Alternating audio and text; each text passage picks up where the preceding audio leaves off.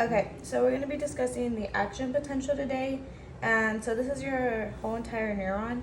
And basically your action potential is going to occur like within the axon. But in order for that to happen, at first you go through the receptive segment. And in here, basically, it has to like kind of pass a test until to let it go to action potential. And if it doesn't, then it doesn't happen.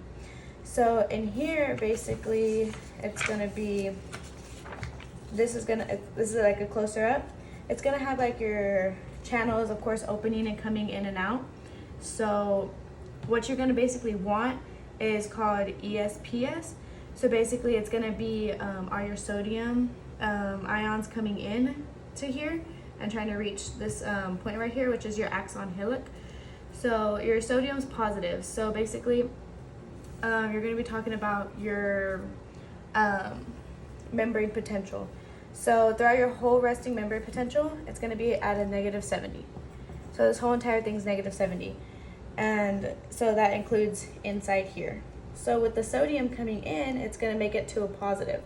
So that's what we want. But it also could go a different way and have more negative chlorides coming in and potassium coming out, which will be your IPSP.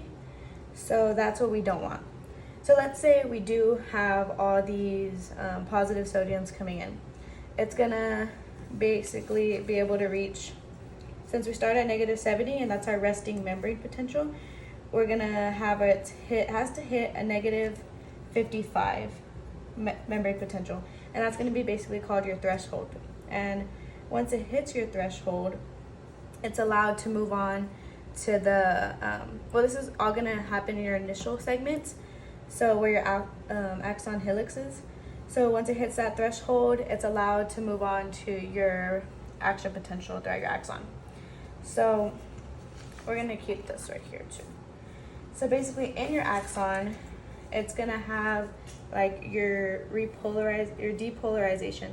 So as it travels through, you're gonna wanna make the resting membrane go from a negative 55 that we were to all the way to a positive 30. So once it hits a positive 30, that's going to be called your absolute refractory period. And basically that means that no more action potential can be added into it. So that's where it ends, that period ends. So that's going to be your depolarization. So as you can see here, this going up, that's all called your depolarization. So once it hits that top positive 30, it's going to have to come back down, which is now going to be your relative refractory period, which is basically your repolarization. So as it travels through the whole axon, it's going to be depolarizing, repolarizing. It's going to go on and on and on. It's going to travel through. So your potassium is going to be coming to make it positive, and this is going to have like all your channels and your gates, like your sodium potassium pump, your calcium channel, things like that.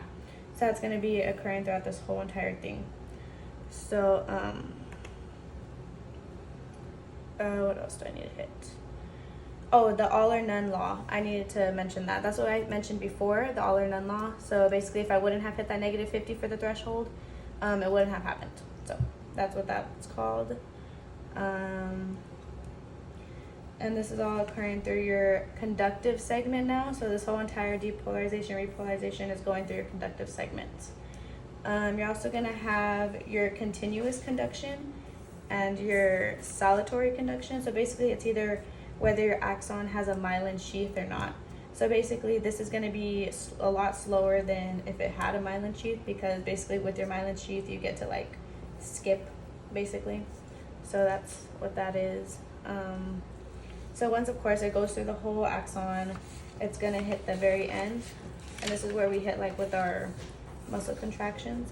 Once it hits the end, basically your neurotransmitters are going to be, which is your acetylcholine, it's going to be in your vesicles.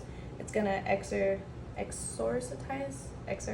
I don't know how to say the word, but it goes out and basically hits your receptors, and that like starts the muscle contraction that we discussed before. And then also as you're depolarizing or repolarizing and you're coming back down, you could also just go to like really negative and hit like hyperpolarization, but it's only going to be for a brief moment. It's going to go back to your resting membrane potential. And that's it.